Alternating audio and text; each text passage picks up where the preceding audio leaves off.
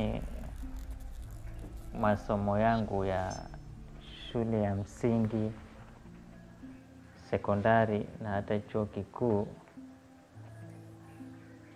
yangenisaidia kunyoosha maisha yangu. Nilitarajia kwamba baada ya chuo ningepata kazi. Ndiyo, nilitarajia hivyo, na kulingana na imani yangu kwa Mungu, nilidhani angeninyoshea mambo yakawa sawa. Nilidhani ndiyo, na kweli naamini Mungu kwa kuwa anaweza yote, basi kweli ningepata kazi. Nilikuwa na hakikisho tuseme. Lakini baada ya chuo ndipo nimekuja kugundua kuwa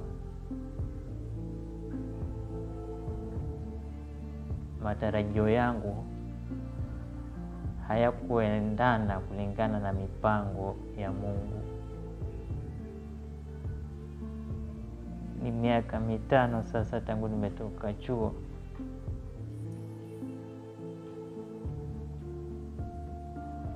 Nimesomea kazi vizuri. Nilifaulu mimi katika masomo. Lakini mbona imenichukua muda hivi kupata kazi?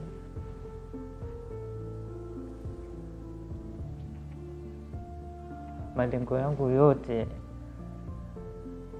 ya kwamba baada ya chuo nianzishe familia yamezimika kwa sababu sijaipata kazi. Au nilifanya makosa kuitegemea sana elimu mimi? Ama nilikukosea Mungu? Basi ni wapi nilipokosea ili nirekebishe?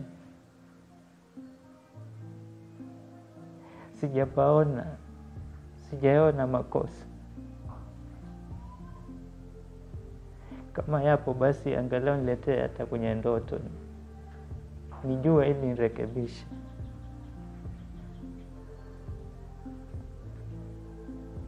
Maana sijui ni wapi. Ila angalau ningejua basi ningerekebisha.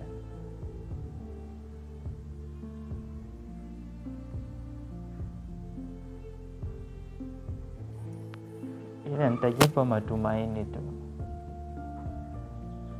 Kwa kuwa wewe Mungu upo, basi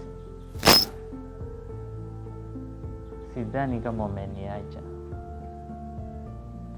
Nitaweka matumaini yangu pale pale